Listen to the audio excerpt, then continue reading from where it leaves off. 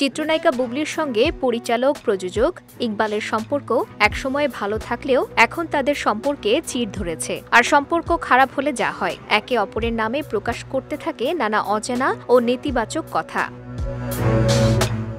29 June সকালে প্রকাশিত এক সংবাদে বুবলি এড়িয়ে চলতে চেয়েছেন ইকবালকে। বিকেলে ইকবাল জানিয়েছেন তিনি একবার বুবলিকে সেট থেকে বের করে দিয়েছিলেন।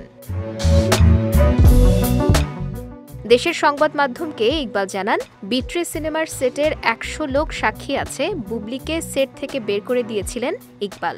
এমনকি সিদ্ধান্ত নিয়েছিলেন বুবলিকে নিয়ে আর কখনো সিনেমা নির্মাণ করবেন না তিনি। ঘটনাটি অনেক আগের হলেও বুবলির বিভিন্ন মন্তব্যের কারণে বিষয়টি সামনে আনতে বাধ্য হয়েছেন বলে জানান ইকবাল।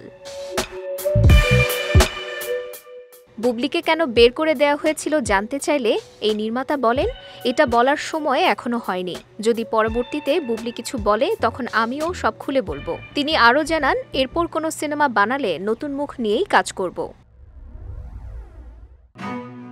এর আগে চিত্রনায়িকা বুবলিকে 2টি সিনেমা থেকে বাদ দেওয়া হয়েছে বলে সংবাদ প্রকাশ হয়। এর একটি এমডি ইকবালের বিট্রে, অন্যটি জসিম-উদ্দিন জাকিরের মায়া দ্য লাভ 2। সিনেমা 2টি থেকে বাদ দেওয়ার কারণ হিসেবে তুলে ধরা হয় অভিনেত্রীর অপেশাদার কর্মকাণ্ডকে।